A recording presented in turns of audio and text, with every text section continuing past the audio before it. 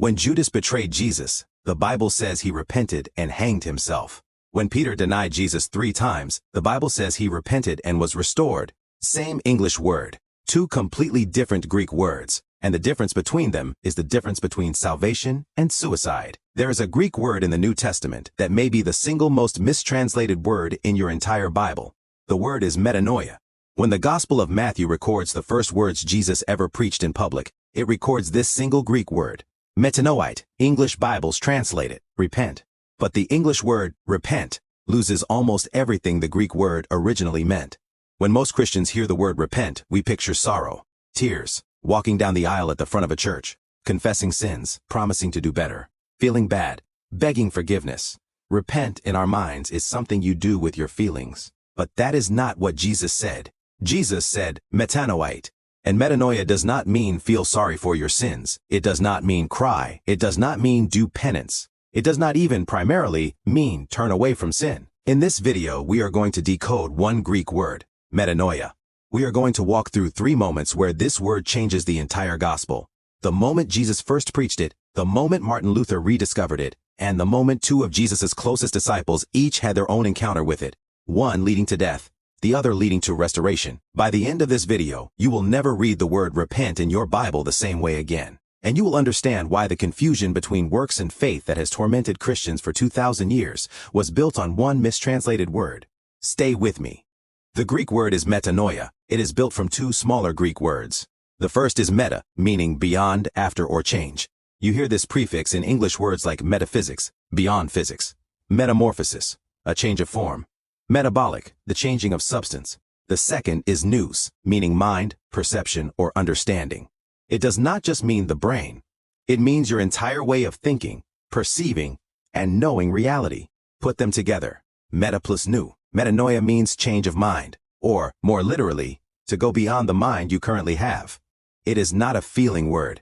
It is a perception word.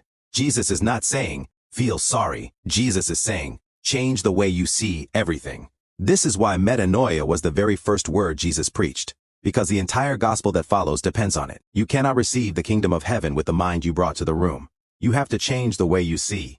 But somewhere in the centuries between Jesus and your English Bible, this word got buried under a different word entirely. Here is where it happened. The first 3 centuries of the church read the New Testament in Greek. They read metanoia and they understood it. Change your mind.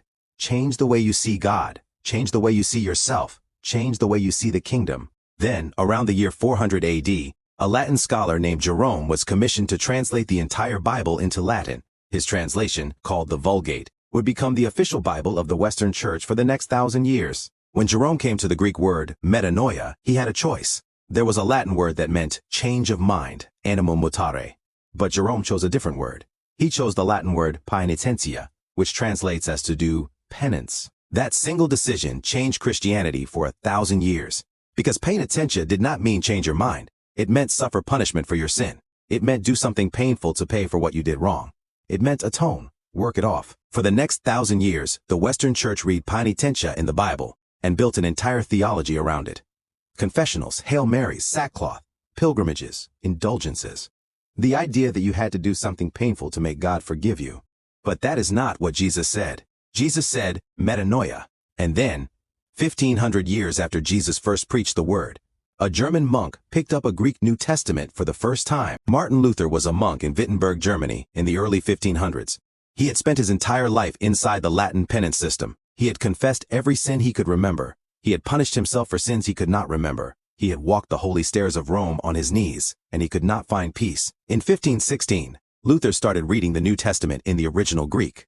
And when he came to Matthew chapter 4, verse 17, the verse where Jesus first preaches the kingdom, Luther saw the word metanoia, not do penance, not penitentia, not suffer to pay for your sin. Metanoia, change your mind. In a letter to his teacher, Luther wrote, I learned that this word is in Greek metanoia and means a coming to one's senses, a change of mind. And on October 30, 1517, Martin Luther nailed 95 theses to the door of the Wittenberg church. Here is what almost no one tells you. The very first thesis Luther wrote, the very first statement of the Reformation, was about this word. Thesis number 1. When our Lord and Master Jesus Christ said, repent, he willed the entire life of believers to be one of repentance. Luther was not saying do more penance. He was saying the exact opposite. He was saying, Jesus called us not to a one-time religious act of suffering for our sins. Jesus called us to a lifelong change of mind, a perpetual metanoia, a continuous renewal of the way we see God, ourselves, and the kingdom. The Reformation did not start with a debate about indulgences. The Reformation started with one Greek word that had been mistranslated for 1,000 years: metanoia. There is one more moment, and this is the moment that should stop every reader of the New Testament. On the night Jesus was arrested, 2 of his closest disciples failed him. Judas betrayed him for 30 pieces of silver. Peter denied him 3 times before the rooster crowed twice. Both men, in our English Bibles, repented. Both men felt the full weight of what they had done. Both men were broken. Both men wept. But the Greek New Testament uses 2 completely different words for what each of them experienced. When Judas saw that Jesus had been condemned, Matthew chapter 27 verse 3 says, he repented himself. The Greek word is metamelomai. It means to regret, to feel remorse, to be sorry afterward. It is a feeling word, a wave of emotion, the crushing weight of guilt. And the next verse tells us what Judas did with that feeling. He threw the silver into the temple. He went out, and he hanged himself. When Peter heard the rooster crow the 3rd time, Luke chapter 22 verse 62 says, he went out and wept bitterly. The text in Acts and the Gospels uses the word metanoia when describing what changed in Peter. Peter did not just regret what he had done. Peter changed his mind about who Jesus was, who he himself was, and what grace could do with a failure. Same English word in our Bibles, 2 completely different Greek words. Judas had metamelomai, regret, sorrow, feeling, and it killed him. Peter had metanoia, a change of mind, a new way of seeing, and it restored him. 3 days later, the risen Christ found Peter on a beach. 3 times he asked him, "Do you love me?" 3 times Peter answered, "Yes." And Jesus restored the one who had denied him 3 times. That is the difference between metamelomai and metanoia. Regret can kill you. A change of mind can save you. So step back and look at what we have. The Greek word metanoia means a change of mind, a complete reorientation of how you see God, yourself, and the kingdom. It was the first word Jesus preached. It was mistranslated as do penance for 1,000 years. Martin Luther recovered it in 1517. And the New Testament uses a completely different word, metamelomai, for the kind of sorrow that destroyed Judas but never saved him.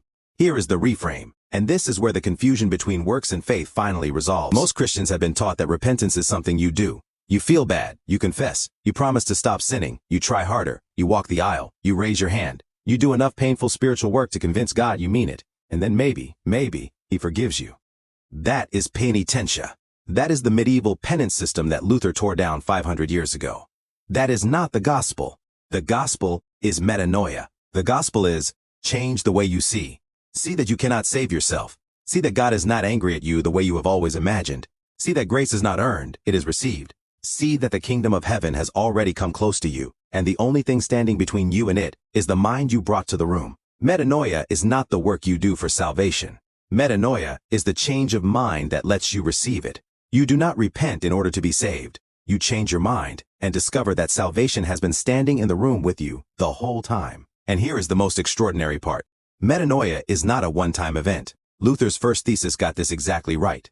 The entire life of the believer is to be one of metanoia, not one painful conversion moment followed by a lifetime of trying to behave. A lifetime of changing the way you see, of going deeper, of perceiving more, of being transformed from one degree of glory to another. The kingdom of heaven does not require you to suffer enough. The kingdom of heaven requires you to see again. So what do you do with this? 3 things. First, stop trying to feel bad enough. If you have been carrying years of guilt, replaying your failures, trying to drum up enough sorrow to make God finally accept you, that is not what he asked for. That is metamelomai. That is what Judas had. And it does not save anyone. God is not waiting for you to suffer enough. He is waiting for you to change your mind about what he has already done. Second, when you fall, do not run from God, run toward him.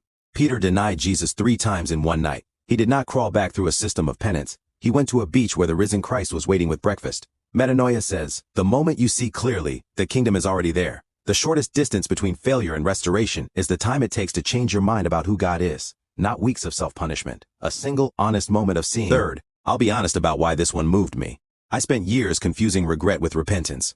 I thought if I could just feel bad enough, cry hard enough, promise sincerely enough, God would finally believe I meant it. And then one day I read Matthew chapter 4 in the Greek, and the word Jesus actually used was not suffer, it was not cry. It was see again. And I realized I had been doing the work of Judas while hoping for the outcome of Peter. The same Greek language that explains the difference also explains why so many Christians live exhausted. We have been told for centuries that repentance is something we manufacture. The gospel is that it is something we receive. The shortest road to God is not through more pain. It is through a changed mind. So, here's my question for you. And I really want to know, what is one belief about God you are realizing you may have been wrong about? Not a sin, a perception. A way you have been seeing him that may not be true. Metanoia starts there. Drop it in the comments. I read every single one, and I pray for the people who name them. And if this gave you a way of reading repent in your Bible you had never seen before, share it with one person who has been doing the work of Judas while hoping for the outcome of Peter. Subscribe, because every week on this channel we go past the surface, into the structure, into what Scripture has been saying the whole time. Judas had regret. Peter had a change of mind. One word in your Bible. Two completely different roads. The kingdom of heaven is not asking you to suffer more. It is asking you to see again. I'll see you there.